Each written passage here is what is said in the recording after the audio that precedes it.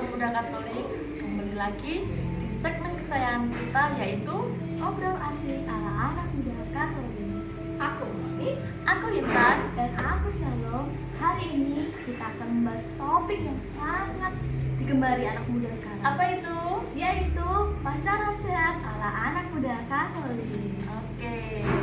Dari kafe yang santai, kita akan apa?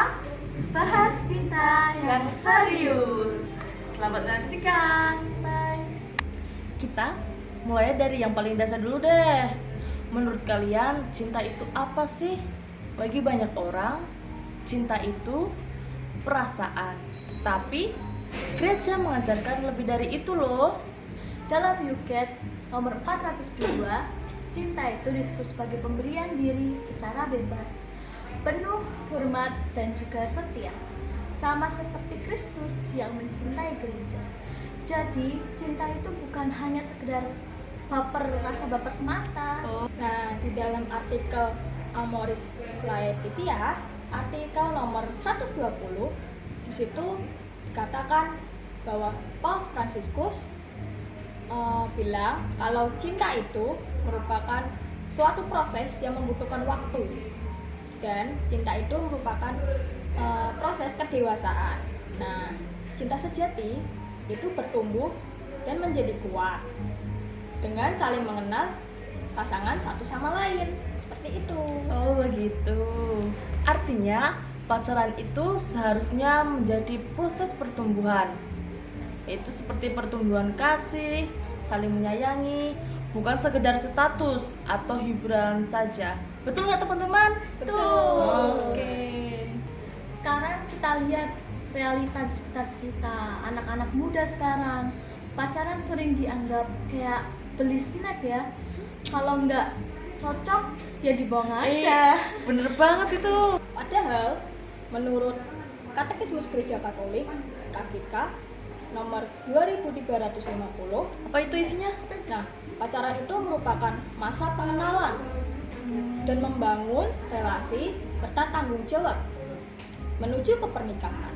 Jadi bukan untuk dicoba-coba. Ya juga sih. ya. Nah, sering saya lihat atau dijumpai banyak yang pacaran itu tanpa tujuan, tanpa nilai, bahkan jadi jauh dari Tuhan. Kalian tahu nggak? Nggak.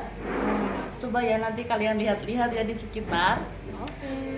Padahal cinta sejati itu selalu mengarah ke Tuhan, bukan menjauh dari Tuhan. Itu ya. Iya. Terus kali itu Intan, kita butuh revolusi nih, revolusi cinta. Bukan cinta yang sekedar euforia sesaat atau kesenangan sesaat, tapi cinta itu yang tumbuh dari dalam kasih Kristus. Bener itu Salom, bener nggak Mon? Betul. Nah, yuk sekarang kita bahas tanda-tanda pacaran sehat ala anak muda Katolik.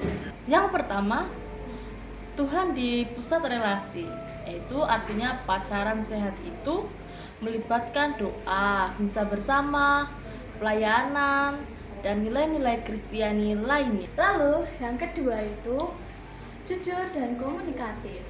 Dalam Amoris Laetitia sendiri nomor 133, Paus Fransiskus sendiri menekankan pentingnya kepercayaan dan dialog atau komunikasi dalam relasi. Oke. Ketiga, itu menjaga kekudusan tubuh atau kesucian. Dalam KGK dikatakan bahwa kita itu dipanggil untuk hidup murni sesuai dengan martabat pribadi yang Tuhan berikan. Jadi kalau pacaran kita harus tahu batasan dan saling menjaga satu sama lain. Iya itu betul Mon. Lalu yang keempat yaitu saling mendukung panggilan. Jangan sampai pacaran malah menjauhkan dari pelayanan, komunitas, atau misi hidup mereka masing-masing. Betul nggak itu? Betul. Ini tips dari kita bertiga buat kalian yang ingin pacaran atau sedang menjalin relasi nih. Iya betul. Yang pertama apa Mon? Yang pertama itu doa bareng. Nah, kita waktu pacaran kan pasti ketemu kan ya. Iya benar. Nah, di saat kita makan bareng atau jalan-jalan kemana, itu usahakan ada doa di setiap hubungan kita. Nah, tips yang kedua yaitu terapkan visi bersama. Nah, kan pasti kalau pacaran itu pasti ya ada visi bersama untuk membangun sebuah komitmen. Nah, pacaran sendiri bukan sekedar jalan bareng, tetapi kemana kita mau bertumbuh bersama, menjaga komitmen bersama untuk saling percaya dan saling mengasihi, sehingga dalam pacaran ini kita bisa akrab bareng itu loh, kalau akrab itu tumbuh bersama. Iya benar. Lalu Ketika itu kalian harus membangun komitmen nih. Komitmen untuk apa? Komitmen untuk melayani bareng. Contohnya misal ikut ONK, paduan suara, atau aksi sosial. Jadi pacaran itu bukan hanya cara yang pasif, tapi aktif juga dalam kegiatan gereja. Baru kalian bisa bertumbuh bersama. Lalu yang keempat, kita harus punya mentor atau pembimbing saat kita pacaran. Nah, siapa tahu kan waktu pacaran kita kebablasan kali ya. Nggak mungkin lah. Jadi Janganlah. mentor atau pembimbing itu membantu kita untuk sharing masalah pacaran mungkin atau masalah hubungan kita ke depannya.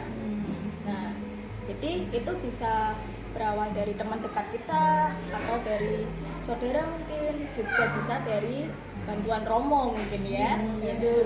Kayak kita kayak Ya kayak kita sharing ke romo atau cerita. mendapatkan atau mencari nasihat lah Iya. dalam pacaran yang baik kan. Ya. Di ini saya akan membagikan pengalaman saya pada waktu saya pacaran. Nah, dulu aku tuh sempat pacaran selama 1 tahun, tapi nggak bertahan cukup lama karena dulu kami jarang berdoa bareng dan jarang melibatkan Tuhan di dalam hubungan kita. Dan juga kita itu saling menjauh dari pelayanan. Tetapi saya pikir setelah saya putus, saya tahu bahwa pacaran tanpa Tuhan itu sama aja juga kosong. Kalau aku sendiri nih pernah juga pacaran, bahkan hampir 2 tahun kami pacaran. Tapi sayangnya dalam hubungan kami itu sama-sama tidak bisa menerima diri kami sendiri nih, karena kan kalau pacaran harus saling menerima diri sendiri dulu kan. Iya, benar. Kadang kami berdua tuh kadang merasa diri kita benar sendiri, tapi kadang kita juga nggak benar. Nah, tapi setelah 20 tahun itu kami melalui proses, tapi akhirnya kami memilih untuk berpisah. Lalu kemudian setelah berpisah itu saya melakukan retret, saya melakukan penggalian diri, menepi sebentar, retret. Nah, di dalam itu tuh saya mulai menyadari, dalam proses retret itu saya menyadari bahwa ternyata pacaran tuh nggak seindah itu. Jadi harus mulai dari dalam diri kita sendiri dulu, baru orang lain. Kalau kita nggak bisa mencintai diri kita sendiri, kita nggak bisa mencintai orang lain. Betul itu. Benar sih. Kalau aku sih jomblo ya. Jomblo nggak tuh? Sorry ya. Tapi justru jomblo itu merupakan waktu yang sangat berharga buatku.